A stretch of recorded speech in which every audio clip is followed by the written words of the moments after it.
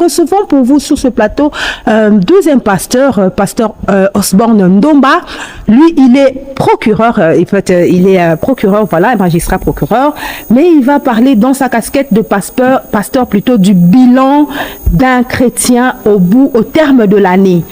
J'ai dit au départ que les banques vont fermer du 31 au 6, c'est pour effectuer un bilan. Les entreprises effectuent le bilan. Mais la personne qui s'est dit chrétien, parce que la population congolaise est en général chrétienne, comment élaborer un bilan en fin d'année? Bonjour pasteur et meilleurs vœux à vous. Merci beaucoup Madame Marie-Reine, merci beaucoup. Bonjour pasteur Osborne, bonne année. Merci, bonne année à vous aussi. Merci de m'avoir convié à prendre part sur ce plateau, et particulièrement le dernier jour de l'année. Je crois Vraiment. que c'est un privilège, merci beaucoup. Voilà, pasteur, nous avons d'abord un thème, sous-thème l'éducation, parce que l'Église a aussi une part dans l'éducation des masses. Nous avons plusieurs églises, certaines déplorent qu'il y en a d'ailleurs par avenir 3, 4, mais on voit que l'éducation est en train toujours d'aller vers l'arrière. Hein. Il y a une perte de valeurs morales et des valeurs humaines et chrétiennes. Alors, quelle est peut-être la part de l'Église dans l'éducation du peuple en général? Alors, merci pour cette question-là. Je pense vraiment que l'Église a un grand apport. Parce que nous recevons la plupart de la population, la grande partie, nous sommes chrétiens, nous allons tous les dimanches. Mais il est important qu'à notre tour, au-delà de l'éducation que l'on reçoit à l'école, qu'à notre tour, nous soyons capables d'accompagner ce que l'école donne, ce que la société donne. L'Église, je pense qu'à ce jour, a un grand rôle à jouer, éducatif. Et nous le faisons. C'est vrai que l'Église n'écrit pas beaucoup, mais vous verrez que l'Église travaille beaucoup. Nous recevons beaucoup de cas. Même avec les Koulouna, on en a des Koulouna qui se convertissent tous les jours. On en a des hommes qui viennent sans objectif et l'Église accorde à comprendre les objectifs. Donc je pense que peut-être c'est pas très visible compte tenu de tout ce qui se passe et de la mentalité de la population, mais nous faisons l'effort, et particulièrement nous à l'Église chrétienne, on se fait l'effort de communiquer ce qui convient pour que le peuple soit efficace aussi sur terrain. Voilà. Ok, pasteur Osborne, nous sommes au terme de l'année 2024. Aujourd'hui, nous sommes le 31 décembre. Alors, sur base de quels critères un chrétien peut-il élaborer son bilan? Alors, sur base de quels critères un chrétien peut élaborer son bilan? C'est une belle question, mais en même temps qui a plusieurs sous-branches. D'abord, parlant de chrétien, il faudrait connaître c'est quoi les standards d'un chrétien. Et moi, j'estime que pour tout chrétien, son standard, c'est Christ. Okay. C'est Jésus-Christ, nous avons... Le modèle par excellence. Le modèle par excellence, c'est lui. Merci d'être resté sur la radio-télévision nationale congolaise. Nous avons eu un petit souci technique. Veuillez nous en excuser. Vous qui nous suivez de partout, encore une fois, meilleurs vœux, bonne année. Nous avions sur notre plateau le pasteur Osborne Ndomba avec qui nous parlions du bilan d'un chrétien au terme de l'année.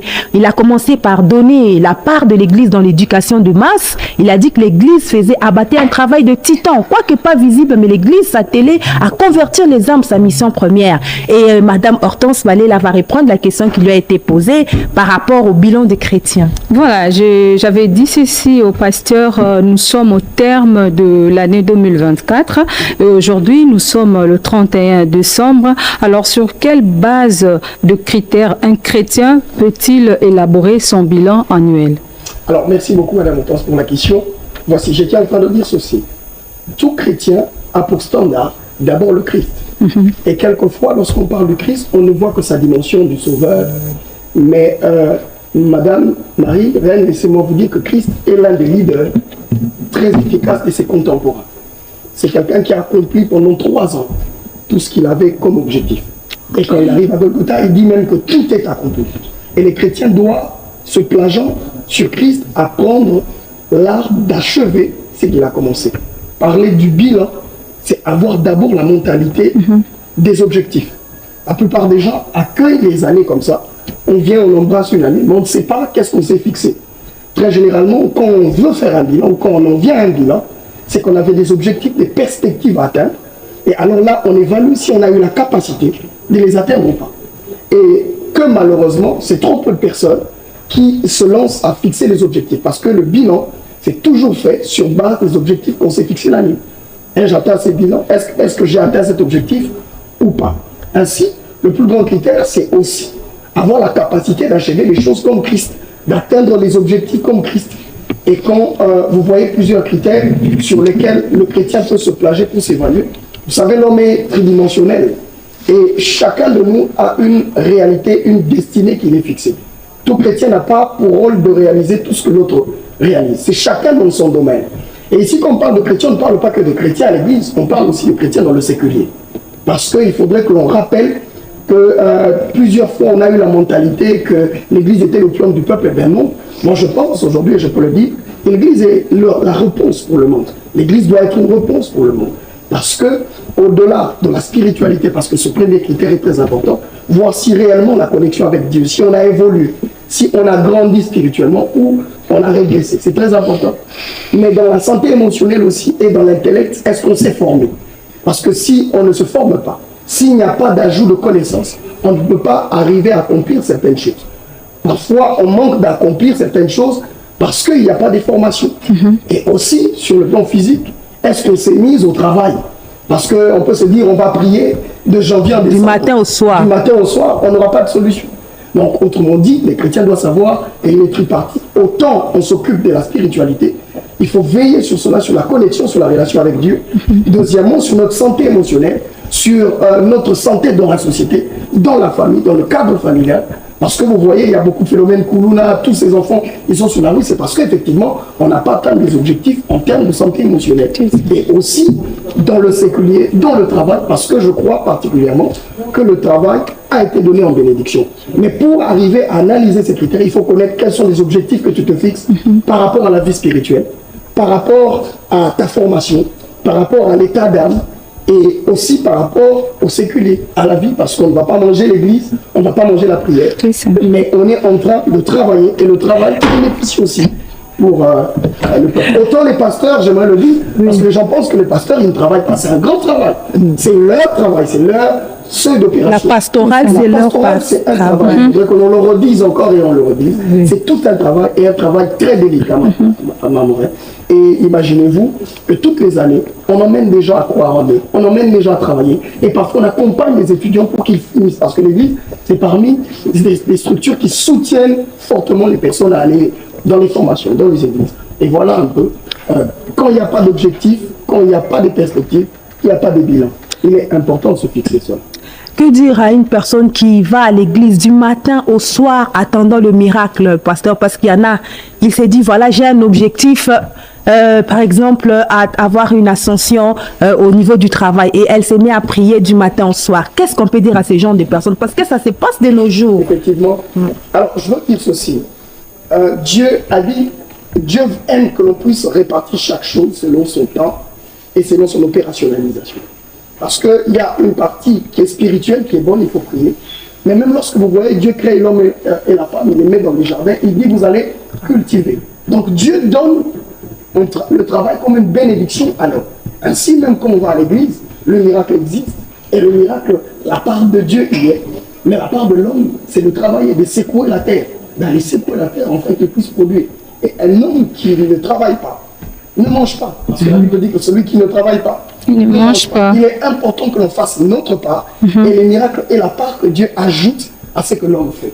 À l'activité de l'homme, Dieu accompagne par un miracle, par la multiplication, par le soutien, par le miracle de la bonne santé, par le miracle de la sagesse et de l'intelligence pour pousser un peu plus loin l'activité de l'homme.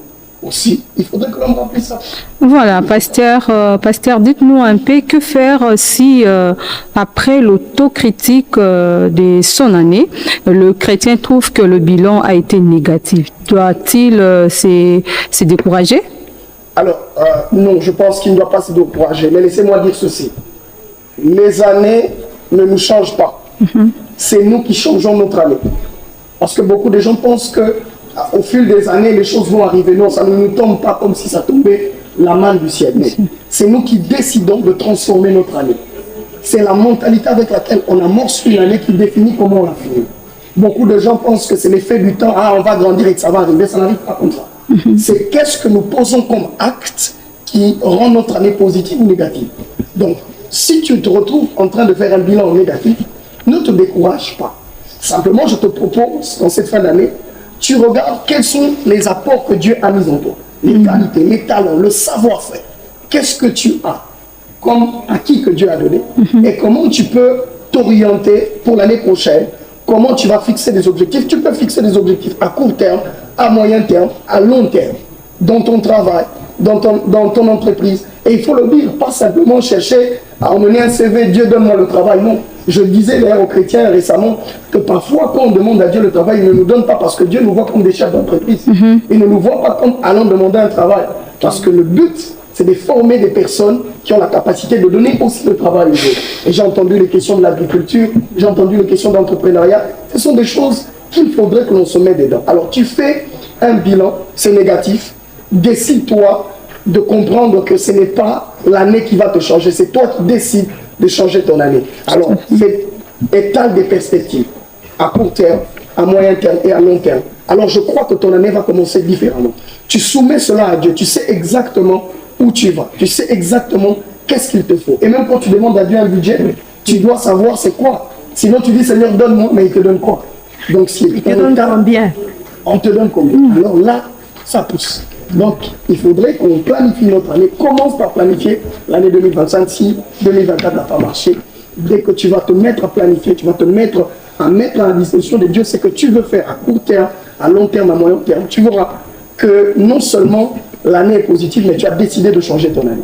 Oui, voilà, nous sommes le 31 décembre 2024 à l'église chrétienne que dirige d'ailleurs le premier président de la Cour de cassation, Ndomba Kabea Eli Léon, dans sa casquette de Monseigneur évêque. Il y a une veillée de prière.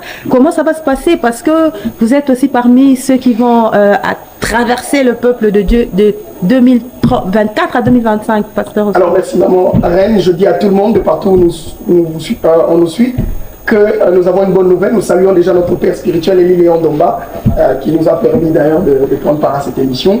Alors, nous voulons dire qu'à partir de 22h, à l'église chrétienne, on a une grande traversée. Alors, nous vous invitons de partout. Venez, nous allons recommander notre année entre les mains du Seigneur, mais nous allons comprendre aussi et avoir les bagages qui conviennent pour bien orienter notre année. À partir de 22h, venez. Et nous sommes installés au plateau, à l'université de Kinshasa. Si vous êtes à la commune de Lemba, vous allez vers le plateau, vers l'entrée Tchad. Dès que vous arrivez sur l'arrêt Chevaux, vous êtes à l'église. Et nous croyons que ce soir, nous serons bénis des mains de maître par notre Père qui va nous introduire dans l'année 2025. Merci. Et permettez-moi aussi, il y a une bonne nouvelle, c'est que l'église chrétienne, le 12, nous sommes à Winéry. Donc, il y a une extension que nous venons de commencer et nous allons inaugurer cette extension les 12 à partir de 10h à Winéry. Et venez de partout, le Seigneur vous bénira. Voilà, nous allons vous dire au revoir. Vous souhaitez encore meilleurs vœux, Hortense Balela. Meilleurs vœux, pasteur. Voilà, avant de